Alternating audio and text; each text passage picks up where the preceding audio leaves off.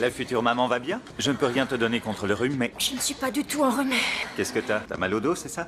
Marie entend le médecin la taquinait. Seulement parce qu'elle avait autrefois envoyé son propre enfant en prison. Marie était remplie de regrets. Elle avait trahi son petit ami. Tout s'était passé ce jour de liaison extra-conjugale. Elle avait déjà envisagé de quitter son petit ami. Elle portait une robe de soirée luxueuse. Jacques la vit et enleva immédiatement l'étiquette du prix de la robe. Marie regarda le prix et fut angoissée. Elle n'arrivait pas à payer. Jacques lui dit qu'il avait un moyen rapide de gagner beaucoup d'argent. Il sortit un jean. Il affirma qu'il coûtait la moitié du prix d'un jean original. Si Marie l'aidait à le vendre, il partagerait le profit. Marie fut attirée par cette offre. Mais à ce moment-là, elle vit son petit ami entrer dans le magasin. Elle se précipita pour ranger ses vêtements et se couvrir. Au milieu de l'après-midi, elle demanda à son petit ami des informations sur ses revenus récents. Adrien ne voulait plus risquer de vendre de la drogue. Le manque d'accomplissement de son petit ami permut à Marie de prendre la décision de faire ce commerce. Elle et Jacques se rapprochèrent. Marie réfléchissait secrètement quand elle quitterait son petit ami. Peu de temps après, quelqu'un fit du bruit devant la porte. Marie alla en courant. Vous êtes quoi, une espèce de perverse? Sortez d'ici. Je dois parler au responsable. C'est moi la gérante. Dehors avant que j'appelle la police. C'est moi la police.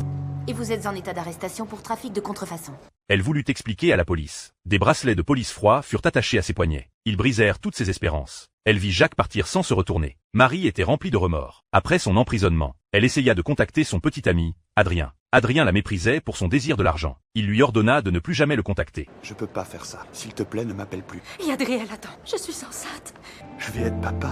Peu de temps après, Marie était proche de l'accouchement. Elle survécut à de longues contractions. Finalement, elle accoucha. Plus tard, la prison organisa une visite pour la fête des mères. Elle vit enfin sa fille attendue. À cet instant, elle afficha un sourire heureux. Mais ce moment de bonheur ne dura pas longtemps. Après la visite, elle fut obligée de rendre sa fille à Adrien avec tristesse. On se revoit la semaine prochaine. Je crois pas. Elle devient grande, elle commence à comprendre les choses. Je ne veux pas qu'elle voie sa mère en prison en croyant que c'est normal.